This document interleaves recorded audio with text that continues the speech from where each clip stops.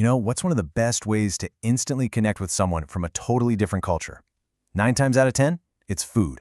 So today, we're going to talk about a Japanese staple that looks super simple on the outside, but trust me, it has this incredible depth and meaning on the inside. So let's just start with a question, and I want you to really think about it for a second. What's that one food that just makes you feel completely at ease? The one that tastes like a warm hug? It's a feeling we all know, right? Okay, let's get into it. If you ask almost anyone in Japan that question, you're almost guaranteed to hear this one answer: onigiri. Now, it usually gets translated as a simple rice ball, but that doesn't even begin to cover it. It is so much more than that. It's a feeling, it's a memory, it's a huge part of the culture. So what is it exactly? Onigiri is basically Japan's soul food. It's this humble ball of rice, usually in the shape of a triangle or a little cylinder with some kind of savory filling tucked inside. And it's often wrapped in a sheet of dried seaweed called nori. You will see this thing everywhere, from a kid's lunchbox on a school trip to an office worker's quick bite, and even as emergency food after a disaster. It's just a constant in Japanese life. And this is really the heart of it all. I mean, sure, convenience stores sell millions upon millions of these things every year, all perfectly shaped. But if you ask someone in Japan about a real onigiri, they'll probably tell you about the slightly lopsided one their mom made for them. That whole act of pressing the warm rice together with your hands, it's seen as a real act of love. You're literally putting your care and affection right into the food. And that feeling, that connection, it's not new at all. Believe it or not, this simple little rice ball has this incredibly deep history, and it's been adapting and evolving for well over 1,000 years. If you look way back, you can trace its roots to the Heian period, where it was called tonjiki and served as a portable meal for servants and soldiers.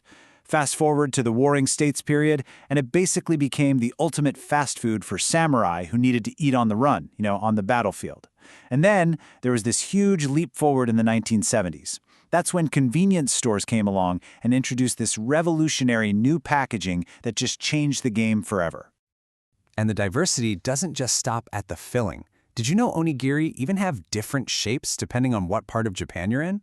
So in the east, around Tokyo, the triangle is absolutely king. But if you head west to the Kansai region, you're much more likely to see this cylindrical shape.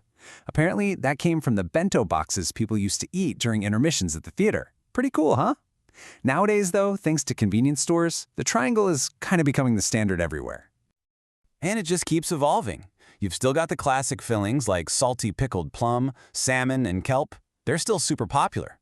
But the undisputed modern champion, get this, is tuna mayo. Yeah, a totally non-Japanese invention that somehow just took over. We're also seeing totally new forms, like the onigiri, which is less of a ball and more of a rice sandwich. And there are even gourmet onigiri now with fancy, high-end fillings. Okay, now for one of my absolute favorite parts of this whole story. It's this friendly, but also kind of fierce cultural debate that tells you so much about tradition versus modernity. And it all comes down to the seaweed. So the big question is, are you on team pari pari or team shitori? The pari pari people, they demand that their seaweed is perfectly crispy when they take a bite.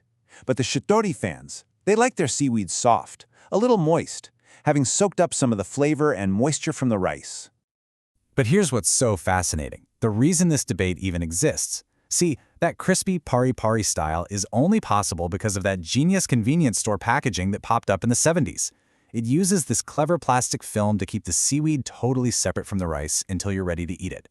The shitori style, on the other hand, well, that's the taste of home. It's pure nostalgia for a handmade onigiri that's been sitting in a lunchbox for a few hours where the seaweed and rice have had time to become one.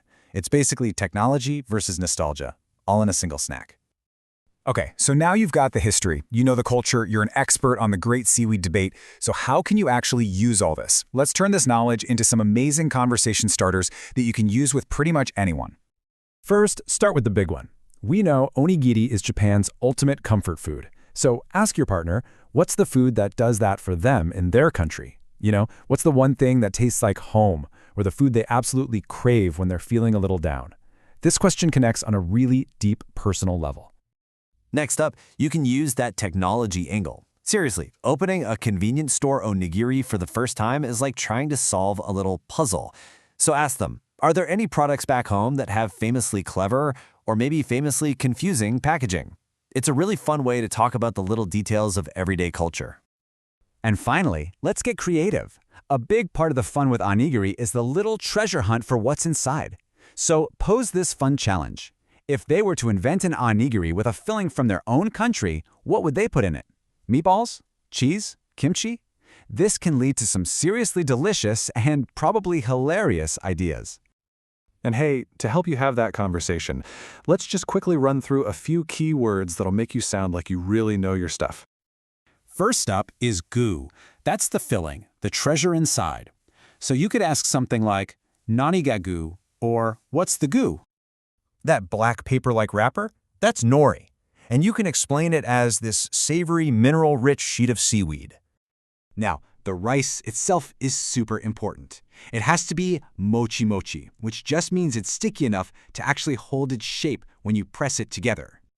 And you'll find that a lot of classic fill-ins like that pickled plum have hozenze, which means they act as a natural preservative to help the rice last longer. And finally, its most important feature, it is mochi hakobi dekiru. It's perfectly, beautifully portable. So there you have it. The whole secret world hidden inside a simple ball of rice. It just goes to show you that sometimes the most humble foods carry the richest stories. And it kind of makes you wonder, what's the onigiri of your culture and what story is it just waiting to tell?